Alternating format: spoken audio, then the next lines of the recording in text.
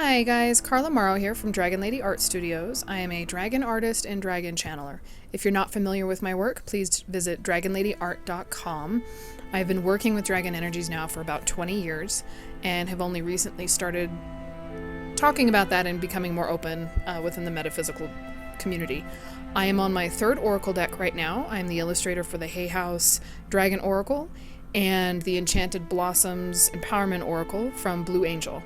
So here I'm working on my third deck, my newest one for Blue Angel Publishing, and I wanted to talk about the dragons that I've been working on for the past few weeks. So every card in this deck is a different dragon, and while there are several families and types of dragons, there are also many dragons that reside within each family.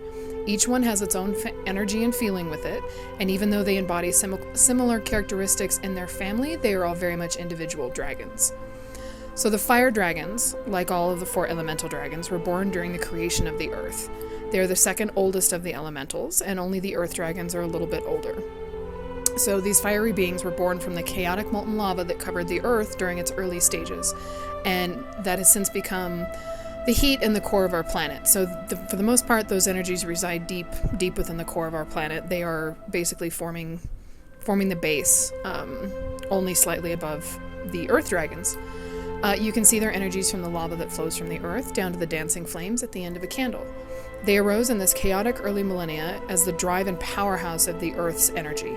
So these are the spark, they're the catalyst of getting things in motion, like lighting a firecracker or anything like that. You need that heat and that chemical reaction. That's the energy that the fire dragons embody even today.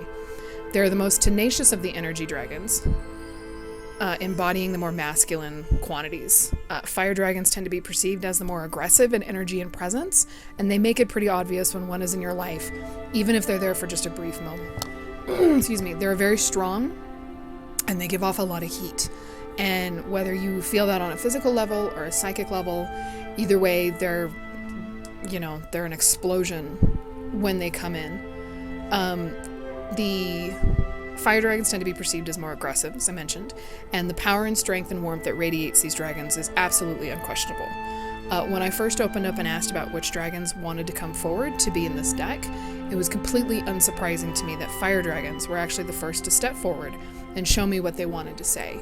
These dragons can be the first burst of energy to get us moving, or the strength that we need in order to continue forward into whatever project or thing that we are working on, whether it's ourselves or whether it's with somebody else, or any time that we need that combustion of movement and energy, the fire dragons are going to be the ones to help with that.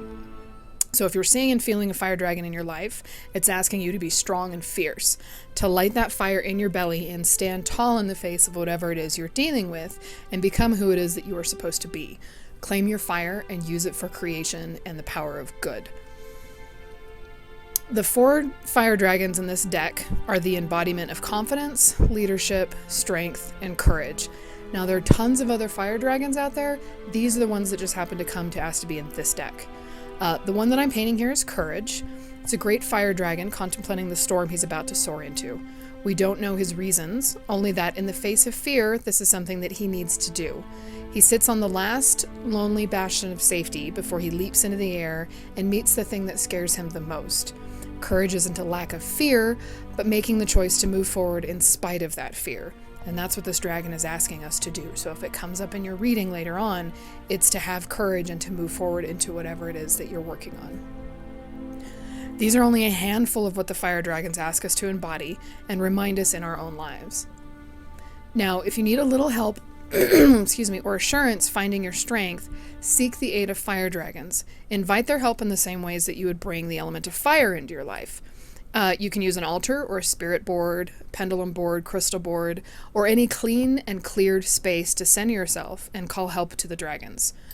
However you're most comfortable speaking with beings beyond your third eye and in the other dimensions is the best way to start. Bring in any tools you like to work with, as long as they invoke warmth, summer, and fire and anchors to the call to fire dragons. Red, orange, or yellow candles are great. If you like using scents, spices, and herbs, try like cinnamon, cloves, orange, pepper, saffron, any of those really bright, fiery, warm scents. If you prefer to use stones, you can use amber, fire agate, or opal, or red jasper.